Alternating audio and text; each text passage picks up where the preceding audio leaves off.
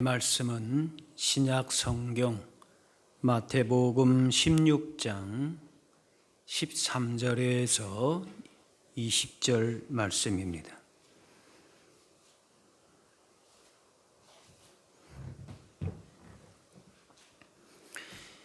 예수께서 빌립보 가이사랴 지방에 이르러 제자들에게 물어 이르시되 사람들이 인자를 누구라 하느냐 이르되 더러는 세례 요한 더러는 엘리야 어떤 이는 에레미야나 선지자 중에 하나라 하나이다. 이르시되 너희는 나를 누구라 하느냐 시몬 베드로가 대답하여 이르되 주는 그리스도시요 살아계신 하나님의 아들이시니이다. 예수께서 대답하여 이르시되 바요나 시몬아 내가 복이 있도다. 이를 내게 알게 하니는 혈육이 아니요 하늘에 계신 내 아버지시니라. 또 내가 내게 이르노니 너는 베드로라. 내가 이 반석 위에 내 교회를 세우리니 음부의 권세가 이기지 못하리라. 내가 천국 열쇠를 내게 주리니 내가 땅에서 무엇이든지 매면 하늘에서도 매일 것이요 내가 땅에서 무엇이든지 풀면 하늘에서도 풀리리라 하시고 이 제자들에게 경고하사 자기가 그리스도인 것을 아무에게도 이르지 말라 하시니라. 아멘. 오늘 본문에 예수님께서 가이사랴 빌립보라는 곳에서 너는 나를 누구라 하느냐 물으셨습니다. 이 도시는 이스라엘 최북단에 있고 이스라엘의 젖줄기인 요단강이 발원하는 곳으로 이스라엘에서 가장 아름답고 풍요로운 지역 중에 하나입니다. 사시사철 물이 마르는 법이 없이 풍부하게 나와서 폭포도 이루고 요단강으로 흘러갑니다. 여기서 흐르는 물이 이스라엘 상수원 50%를 공급하는 아주 비옥한 곳입니다. 그리고 그것은 로마 신들의 영향으로 가득한 만신전, 그 판테온이 있는 곳입니다. 수세기 동안 수백 개의 신상들이 세워졌고 여러 신에게 제사하던 곳입니다. 또 가이사랴, 지명이 상징하듯이 로마 황제, 그 가이사에게 헌정된 곳으로서 황제 신상, 온갖 우상이 가득해서 그와 더불어 윤리적인 타락과 사치가 늘 있었습니다. 가이사랴 빌립보는 오늘날의 세속 도시의 한 복판과 같다라고도 볼 수 있을 것입니다. 그렇게 화려하고 멋진 이방의 신상 앞에서, 신전 앞에서 예수님은 제자들에게 사람들이 나를 누구라고 하느냐 그렇게 물으셨습니다. 제자들이 답을 합니다. 14절에 더러는 세례 요한, 엘리야, 어떤 이는 에레미야나 선지자 중에 하나라 하다이다. 당시 사람들이 이렇게 말하는 것은 예수님께서 행하신 가르침과 그 기적을 보고서 예수님의 능력을 한편으로는 인정한 것입니다. 좀 다르거든요. 예수님이 하신 것은 비범하신 그 면이 분명히 있단 말이에요. 그런데 정작 예수님께서 주시고자 하시는 하나님 나라 복음의 가르침 교훈에 대해서는 그들이 원하는 것과 달라서 그들의 요구를 충족시키지 못했습니다. 예수님 분명히 다르다, 뭔가 비범한 것이 있다는데 대중들의 그 요구와 그 소원과 예수님의 가르침과는 맞지를 않는 겁니다. 일반 군중들의 관심은 정치적, 경제적인 것이지 결국 신앙적인 것이 아니었다는 것이었어요. 예수님은 자신에 대한 일반인들의 생각을 물으신 다음에 제자들에게도 다시 물으십니다. 그러면 너희는 나를 누구라고 생각하느냐? 베드로야, 이 엄청나고 화려한 신전을 내가 지금 보고 있는데 세상 부유함과 호화로움으로 무장한 이 이방 신전, 이 화려한 도시 속에서 너는 나를 여전히 구원주로 그리스도로 고백할 수 있느냐라는 것이, 그때 베드로가 대답합니다. 아주 훌륭한 위대한 고백을 합니다. 주는 그리스도시요 살아계신 하나님의 아들이십니다. 당시에 주라고 부를 수 있는 것은 로마 황제뿐이었는데 다른 사람을 향해서 주라고 부르는 것은 상당히 위험 부담이 있는 조심스러운 일이었습니다. 황제 이외에는 주라고 부르기가 어려운 시대였습니다. 하지만 베드로는 예수님을 주라고 고백합니다. 지금까지는 내 마음대로 살아왔어도 예수님을 내 인생의 주인으로 모십니다라고 고백하고 영접을 했다면 이제부터는 인생의 주인이신 예수님의 뜻대로 삶을 전적으로 맡기는 것이 신앙생활입니다. 그냥 취미 생활로 그냥 단순히 종교적인 활동으로만 하게 되면은 예수님이 훌륭한 분이다, 이러저런 저런 분이다, 이렇게 들은 얘기로 할 수 있습니다. 그러나 예수님이 진정 나의 삶의 주인이시고 구원자시고 살아계신 하나님이심을 믿고 고백한다면은, 그렇다면은 내 뜻과 내 생각대로 살 것이 아니라 그 말이. 우리 인생의 소유권을 분명히 해야 합니다. 다윗이 이렇게 고백해 역대상 29장에 천지에 있는 것이 다 주의 것이로소이다. 여호와여 주권도 주께 속하였나니 싸우니 주는 높으사 만물의 머리심이니이다. 부와 귀가 주께로 말미암고 또 주는 만물의 주제가 되사 손에 권세와 능력이 있사오니 모든 사람을 크게 하심과 강하게 하심이 주의 손에 있나이다. 사람들은 자신이 농사에서 열매를 거두면 자신의 것으로 생각합니다. 그러나 땅을 만드신 분, 씨앗을 만드신 분, 때를 따라서 주어지는 햇볕과 비를 주시는 분이 누구신가를 알아야 하는데 바로 하나님께로부터 온 것이라는 것이, 우리의 능력도 우리의 것이 아니고 자녀도 하나님의 선물이고 내 인생 생명의 주인은 하나님이십니다. 주신 자도 취하실 자도 하나님이십니다. 하나님의 주권을 인정해야 하는 것입니다. 교회가 사회로부터 지탄받는 근본 원인은 소유권의 혼란에 있습니다. 교회의 주인은 예수님인데 그 자리를 사람이 차지하려고 합니다. 그러니까 불신자들이 봐도 뭔지 이상하게 보이는 겁니다. 우리들과는 달라야 되는데 사람들이 주장한다 그 말이에요. 섬기라고 했는데 군림하기 좋아합니다. 땅끝까지 주님의 증인되라 하는데 자기의 성을 쌓고 있는 자기들의 모습과 별반 다르지 않는 모습을 보면서 교회에 대해서, 성도에 대해서 실망하는 것입니다. 당시 가이사랴를 지배했던 황제의 논리, 세상 힘의 논리는 오늘날도 여전히 우리의 삶과 살아가는 도시를 장악하고 있습니다. 황제 숭배와 바알 우상이 이제는 물질 우상으로 바뀌어서 끊임없는 물질 추구와 권력을 향한 욕망, 경쟁, 성공을 향해서만 달려가게 합니다. 그래서 마치 거기에 구원이 있는 것처럼. 그런데 안타까운 것은 교회에서도 그쪽으로 간다라고 하는 것이, 예수님은 당치자들에게 물었듯이 우리에게도 묻고 계십니다. 너희는 진정 나를 누구라고 생각하느냐? 어떻게 믿고 나를 따르고 있는가?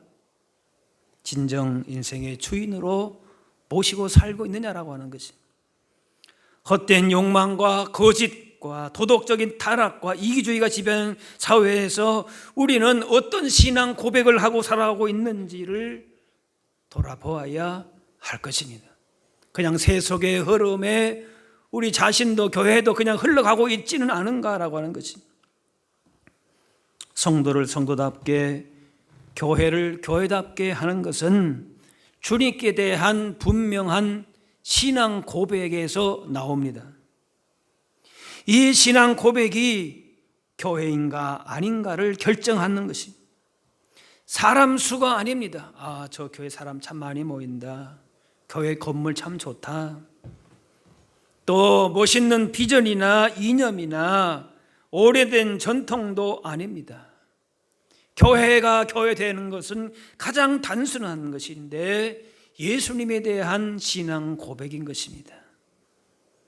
나에게 예수님은 어떤 분이신가 하는 것이, 주는 그리스도시요 살아계신 하나님의 아들입니다. 이 고백이 분명한 교회가 하나님의 교회인 것입니다. 오늘날 탐욕과 타락으로 물든 세상을 이기고 변화시킬 힘은 다른 데 있지 않습니다. 바로 교회에 있는데, 그 교회는 어떤 교회인가? 예수님에 대한 분명한 신앙 고백입니다. 이 고백이 분명하지 않다면은 세속적인 흐름과 가치감에 그냥 떠내려가는, 거기에 콕끼어서 살아가고 있는 그런 교회가 되는 것입니다. 주는 그리스도이십니다. 이것은 오직 예수님만이 우리 인생의 주인이심을 고백하면서 주님만이 우리의 구원자이시고 유일한 소망이라고 하는 고백입니다. 자신의 의지나 힘으로 구원받는 것이 아닙니다. 사람은 아무것도 아닙니다. 한번 병들고 쓰러지고 나면은 사람은 아무것도 아닌 것을 깨닫게 됩니다. 어떤 사람은 이념이 자기를 구원할 줄 압니다. 하지만 사회주의든 자본주의든 애국적 민족주의든 이념도 시대에 따라서 변합니다. 정권에 따라서 그 방향도 그렇게 흘러갑니다. 영원하신 분은, 절대 변치 않는 분은 오직 하나님 한 분뿐이십니다.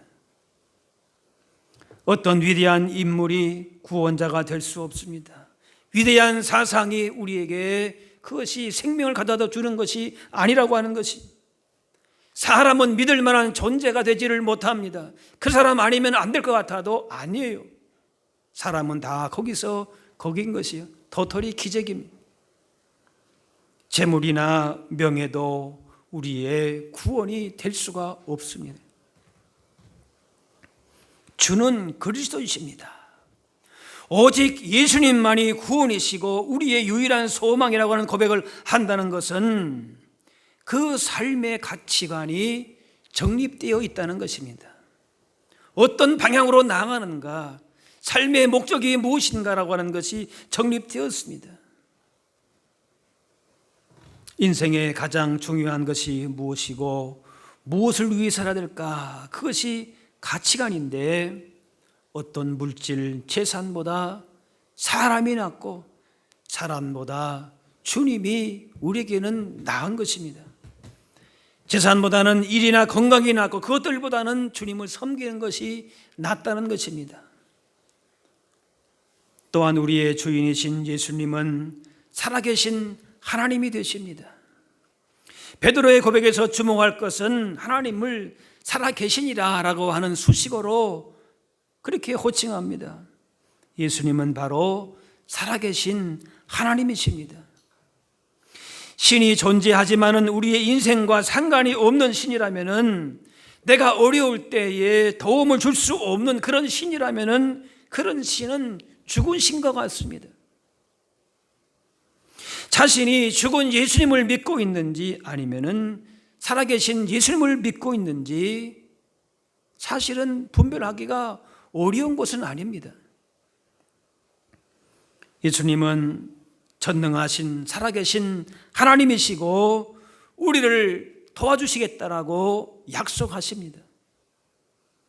그런데도 날마다 세상 염려하고 근심하고 불안해만 한다면은 그 사람은 예수님을 믿고 있다라고 말은 할 수 있을지 모르지만은 실상은 살아계신 주님이 아니라 죽은 예수님을 믿고 있는 것입니다.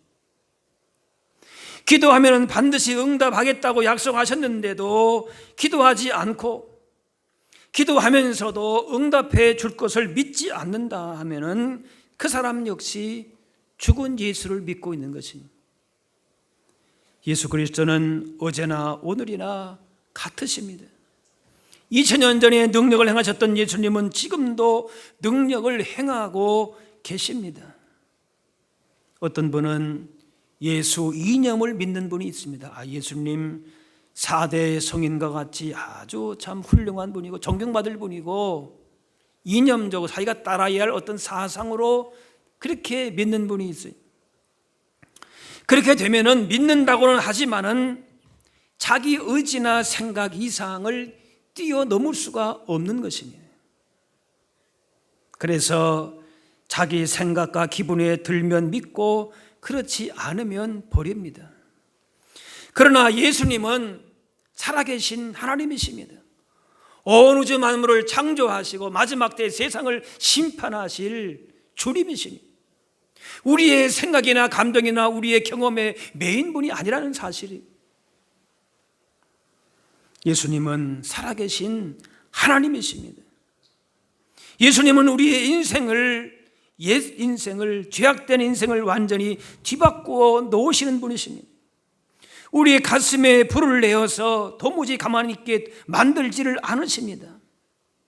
예전에 손에 쥐고 있던 것을 내려놓게 하시고 새로운 목표와 소망과 비전을 향해서 그렇게 나아갈 수 있게 하십니다. 예수님은, 우리가 섬기는 우리 인생의 주인은 바로 살아계신 하나님이시기 때문에 그렇습니다. 우리가 무엇을 믿고 따르고 고백하고 있는지 자신의 신앙을 점검해야 합니다. 세상 가운데 승리할 수 있는 길은 분명한 신앙 고백입니다. 우리의 구원자는 예수님 한 분뿐이고 그분은 살아계신 하나님이심을 분명하게 고백하는 것입니다. 인생의 승부를 그 믿음의 고백에 거는 것입니다. 나는 이런 고백을 하고 있는 사람이다라고 하는 사실에 대해서 분명한 확신과 감격을 우리가 갖게 되는 것입니다.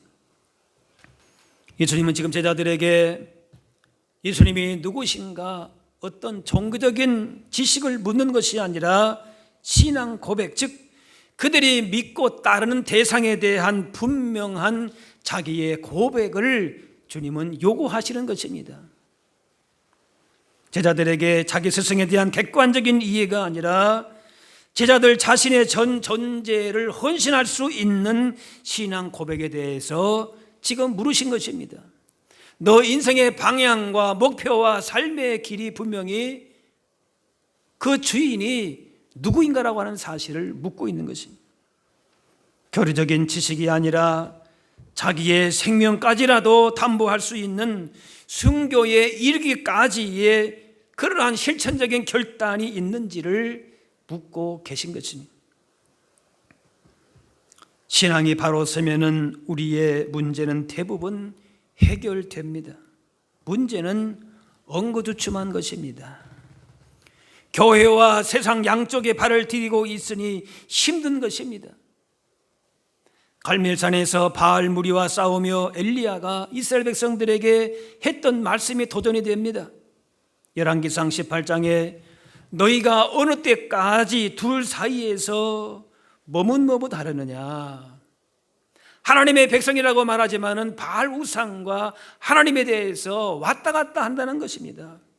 자세가, 그 스탠스가 분명하지를 않은 것이, 여호와가 만일 하나님이면 그를 따르고 바알이 만일 하나님이면 그를 따르라.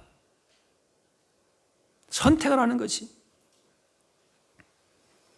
예수님은 베드로가 위대한 신앙 고백을 하지만 연약한 인생뿐임을 또 일깨워 주십니다. 17절에 바요나 시몬아 내가 복이 있도다. 이를 내게 알게 한 이는 혈육이 아니요 하늘에 계신 내 아버지시니라. 너가 참 똑똑하다. 아니에요. 너가 참 나를 잘 배웠구나. 누구한테 경험했구나. 아니에요. 그렇게 알게 한 거는 바로 하나님이시다. 성령님이시다. 그 말씀. 사람의 생각이나 마음으로 예수님을 구원자 메시아로 고백할 수 없습니다. 성령으로 알게 주어야 예수님이 구원자요 살아계신 하나님의 아들인 것을 알 수 있습니다. 베드로라고 한 그 말에 부를 때에 바요나 시모나 그랬어요. 요나의 아들이다라는 것이에요. 연약한 시몬, 곧 시몬 지파 그냥 출신일 뿐인 것입니다. 그래서 실제적으로 이런 놀라운 고백을 했지만 그 뒤에 보게 되면은 그 베드로가 실패하는 모습을 보게 됩니다. 사람은 혈과 육으로 만들어져서 병에 걸리기 쉽고 조그만 위협에도 두려움과 낙심과 불신앙에 빠지기가 쉽습니다. 예수님께서 십자가 고난을 말씀하시니까 베드로가 예수님을 붙들면서 항변합니다. 이런 놀라운 대답을 했지만 결국 예수님의 십자가의 구원의 사건 앞에서 그 마음이 엉뚱한 대로 흘러갔다는 거예요. 그러자 주님은 말씀합니다. 사탄아, 내 뒤로 물러가라. 너는 나를 넘어지게 하는 자로다. 내가 하나님의 일을 생각하지 아니하고 도리어 사람의 일을 생각하는도다 책망하셨습니다. 예수님께 칭찬받았던 사람이 한순간에 사단에 매인 사람이 되었습니다. 우리 인생이 그렇습니다. 사람은 변하고 또 자신도 잘 못 믿게 됩니다. 교회는 거룩하고 완벽한 사람들만 사는 곳이 아닙니다. 어느 때는 성령 충만해서 천사 같던 사람이 어느 순간에서는 지옥에서 나온 사람처럼 그 안색이 변하는 걸 볼 수가 있습니다. 이런 사람들이 구원받게 된 것이 기적인 것입니다. 이런 부족한 사람 한 사람이 모여서 교회를 이루어갑니다. 이렇게 부족한 사람들을 거룩한 무리라 성로라 하시고 왕 같은 제사장으로 그렇게 불러주십니다. 믿음은 바라는 것들의 실상입니다. 보는 것을 바라는 것이 믿는 것이 아니라 바라는 것, 즉 가능성을 믿는 것입니다. 그러면 믿음대로 그 믿음의 고백대로 사람이 바뀌게 된다는 것입니다. 이런 가능성의 시선으로 사람을 바라보게 될 때에 지금은 부족하지만은 지금은 왔다 갔다 하는 사람 같지만은 그러나 그의 미래는 달라진다는 것입니다. 예수님이 우리의 유일한 구원자시고 살아계신 하나님이심을 고백하는 교회에 두 가지 약속을 주십니다. 첫째는 18절에 음부의 권세가 이기지 못하는 영적인 권세이다 라는 것입니다. 예수님이 말씀하신 그곳은 로마 황제 가이사랴에게 헌정된 곳으로서 황제의 신상 여러 가지 우상이 가득한 그런 곳으로 유명한 곳입니다. 그래서 예수님은 이렇게 말씀하시는 것입니다. 그 신전 등이 바위 위에 세워졌지만 저것들은 무너질 것이다. 그러나 이스라엘 백성들이 다 나를 받아들이지 않고 반대할지라도 나는 너의 이 신앙 고백 위에 세상이 무너뜨리지 못하는 교회를 세울 것이다. 그런 말씀이 내가 이 반석 위에 내 교회를 세우리니 음부의 권세가 이기지 못하리라. 음부의 권세, 바로 죽음의 권세입니다. 인간을 가장 절망하게 만드는 것이 바로 죽음으로, 그런데 누구로도 피할 수가 없습니다.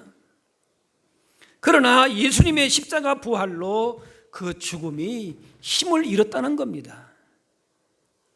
그래서 초대교회 성도들은 사자밥이 되고 저녁을 밝히는 불기름으로 사라진다 할지라도 부활의 소망 가운데에 그 어떤 것도 두려워하지 않았습니다. 음부의 권세를 이긴 사람들이 된 것입니다. 그러므로 우리는 오늘 밤 이 세상을 떠난다고 할지라도 잠깐 잠을 자듯 눈을 뜨고 나면은 하나님의 품속에 있을 것을 믿기 때문에 언제나 담대하게 이미 죽음의 권세를 이기는 승리의 삶을 살게 되는 것입니다. 음부의 권세는 사단의 권세인데 예수님을 믿게 되면은 세상이나 사단이 우리를 함부로 할 수가 없습니다. 주는 그리스도시요 살아계신 하나님의 아들이시다는 사실을 분명하게 고백을 한다면은 어떤 환난이 와도 어떤 죽음의 위협이 온다 할지라도 그것이 변해서 감사가 되고 복이 된다는 것입니다. 성도는 세상이 감당치 못할 사람들입니다. 믿음의 고백이 확실한 사람들은 예수님 십자가의 능력, 보혈의 능력을 의지하기 때문에 음부의 권세가, 사망의 권세가 어떤 시험과 도전 앞에서도 우리를 무너뜨릴 수가 없다는 겁니다. 저 바위 위에 서 있는 저 우상과 황제의 신상은 언젠가 무너진다는 거예요. 아무것도 아니라 세상에 화려한 어떤 것도 다 무너진다는 거예요. 그러나 베드로를 향해서 너의 이 고백, 이 믿음의 신앙 고백은 결코 무너지지 아니한다, 그 말씀인 것이. 음부의 권세, 사망의 권세, 사탄의 권세는 마치 골리앗과 같이 우리를 두렵게 할 뿐이지 어떻게 우리를 해할 수가 없습니다. 우리에게 두려움과 겁을 줄 수는 있어요. 그러나 다윗과 같이 골리앗을 향해서 만군의 여호와의 이름으로 나가게 될 때에, 예수님의 이름으로 나가게 될 때에 그 어떤 것도 우리의 대적이 될 수가 없다는 것이에요. 어떤 죽음도 어떤 고난도 넉넉하게 이긴다는 것이.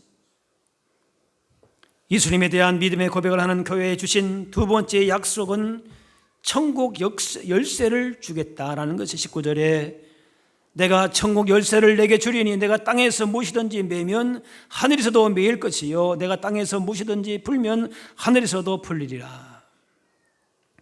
이것은 복음 전파의 특권을 말하는 것이죠. 우리가 전하는 복음을 통해서 사람들을 구원받게 하겠다는 것입니다. 우리를 통하여 지옥 백성들을 하나님의 천국 백성으로 인도하겠다는 겁니다. 얼마나 놀라운 일입니까? 천사도 부러워한다 그랬습니다. 우리의 입술을 통해서 하나님의 백성으로 그렇게 만들어주는 천국 복음을 전해 주시겠다는 것입니다. 우리가 예수님을 전함으로 세상에서 의미 없이 외롭게 살던 인생이 예수님을 만나서 새로운 인생을 찾게 되는 것입니다. 천국에 들어간다는 확신 가운데에 죽음의 권세도 이기게 되는 것입니다. 그래서 축복과 저주의 말에 권세를 주신다라고도 했습니다. 축복하든 저주하든 무엇이든지 땅에서 매거나 풀면 하늘에서도 그대로 매거나 풀게 하신다는 겁니다. 복음을 전하는 자들에게, 복음으로 사는 자들에게 그 입에, 그 삶에 이러한 권세를 주신다는 것이 하나님의 자녀로 세상에 감당하지 못할 권세 있는 사람이 되는 것입니다. 정치인들이나 유명한 사람들의 말은 영향력이 있습니다. 별것도 아닌 말 한마디 가지고 그저 신문에 대서특필하기도 하고 이런저런 해석을 하기도 합니다. 그들의 말 한마디는 평범한 사람들의 말 한마디보다도 강력한 영향력을 가지고 있기 때문에 그렇습니다. 하나님께서는 우리의 선포된 신앙 고백, 그 말을 통해서 세상 어떤 권세 있는 자보다도 더 위대하고 힘 있는 인생으로 바꾸어 주시겠다라고 약속하십니다. 우리가 누군가 축복하면 하늘에서 듣고 그대로 이루어지게 하시고, 누군가를 저주하면 그대로 하늘에서 듣고 그대로 이루어지게 하겠다는 것입니다.